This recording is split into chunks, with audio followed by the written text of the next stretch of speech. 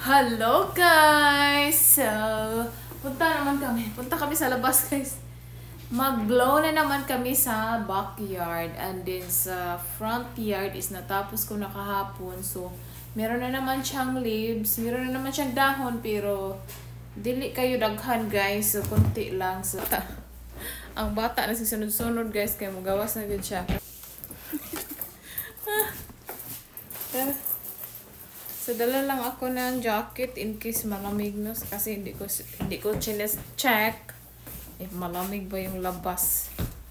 Nala ni Mr. sa dentist si Sophia kasi sumakit yung kanyang ngipin. So, siguro baka ibutin yun. Baka ipaibot ni Mr. ngayon or baka i-schedule ulit para sa pag-ibot ng kanyang ngipin dahil hindi talaga siya nakakatulog ng maayos. So, napakaano din ni Mr. dahil nag-ano talaga nagpa-schedule talaga kaagad kanang kuan ba. So, hindi na kailangan talaga sabihan guys. Hindi ko talaga sinasabihan si Mr. kasi nga mahiya ako ba. So, siya na yung nag-decision na Sophia ipa-check up. Ay, full para lahat ng battery. So, okay guys. Let's go! So, malamig guys. So, kailangan kong lagyan si Ethan ng jacket at saka kao. Malamig siya. Ito kasi batang to. Gustong-gusto talaga sa labas. So, tiisin natin yung lamig. So, baga-baga ang kanang dahon sa likod. And then yung kapitbahay namin guys is nagpa-blower na sa kanilang nagpalinis na sa kanilang yard. So, kailangan maglinis din kami para terno para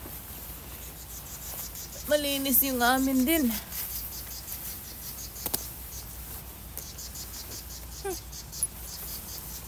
So, ako, iwan ko kung mag-jacket ba ako dahil pag may gagawin tayo, hindi natin maano yung lamig.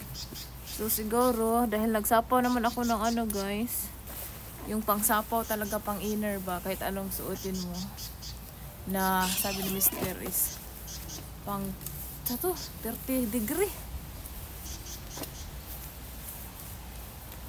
Protect sa kanang, aribe, naluka ako. Ayan guys, so mag-timelapse lang ako habang nag-blow kami guys.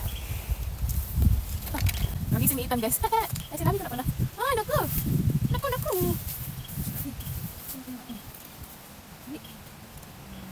Linis, lami. Oh, sad. Cold. Sad na. Yung mga tayo, yung taas din. Ikot sa si daddy na. Right guys, let's go!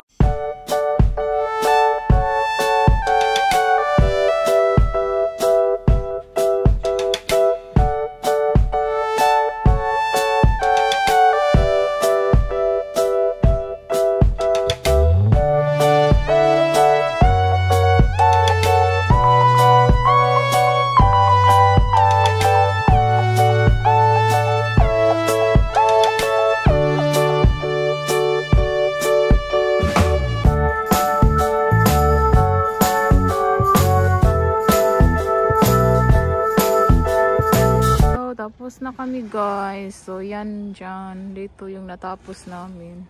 So, tingnan nyo yung aming tomato. So, nakalimutan namin isulod sa loob. Ipasok sa loob. And then, ayan yung ating alugbati is wala na dyan siya. Na frozen ang ating alugbati. So, hala ito buhay pa. Kailangan ko ito ipasok. Hala, ipasok ko sa loob. Dahil buhay pa siya. Yan. Oh, yan. Wala na yung ating matanim sa doon. Tapos namin, guys. And then, so, yeah. Ayun lang. Sa likod. Pakita ko sa inyo yung aming Christmas decoration, guys. Wala man ninaon ang aming Christmas decoration sa labas. So, same as usual lang siya, guys. Ayan. Yan, same as usual lang. Pero hindi siya makita dahil ano, kay wala pa naka-on ang lights. On the light. The light. Yeah. So yan yung bago. My ribbon. O dito.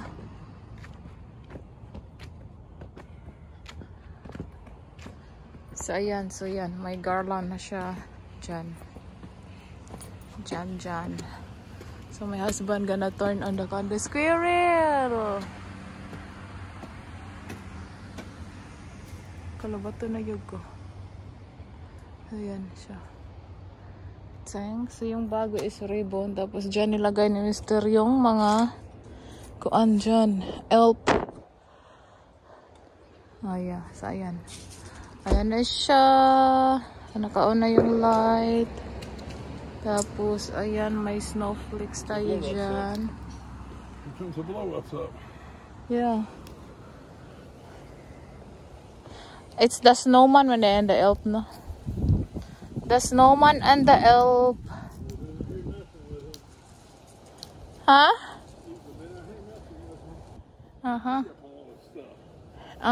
Oh, yeah. So it's standing now, huh? Standing now. It's standing now. So, yeah. So, ayan.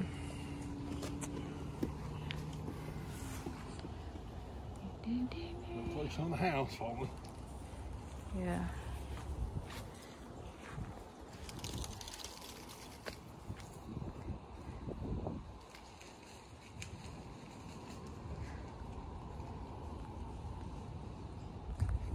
The rainbow.